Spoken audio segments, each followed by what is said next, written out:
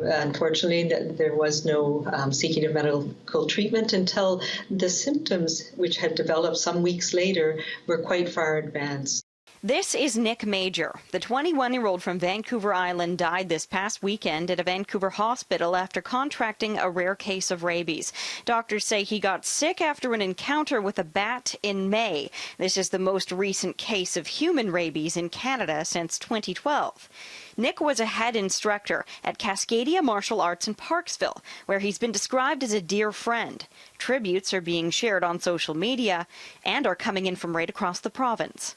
Obviously, it's just an extraordinary tragedy for his family, for his friends, for all those who were taking care of him as well in his final days. This is a very tragic case, particularly it's a young person, and they were going about their business and were outside during the day and had contact, direct skin contact with the bat.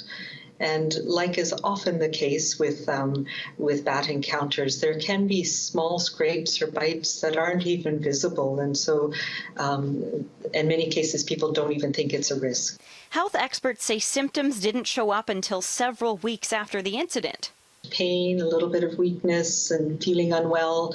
And there are many things that, of course, can cause that. So unfortunately, the thought of rabies didn't occur to the healthcare team until it was too late. Other symptoms of rabies can include a fever and headache.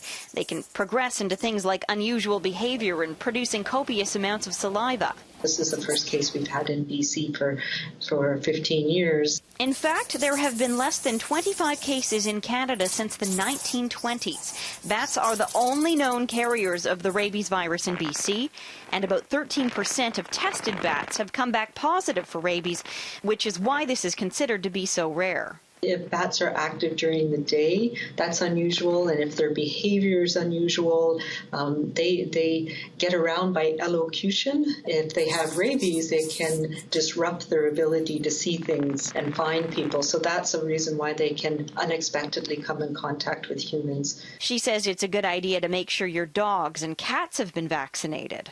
A cat or a dog might be playing with a bat in the backyard, and that's a very worrisome scenario. So if you can, handle the bat with gloves on and make sure you put it in a box or a safe container, but then you need to be assessed yourself. In Vancouver, Andrea Macpherson, City News.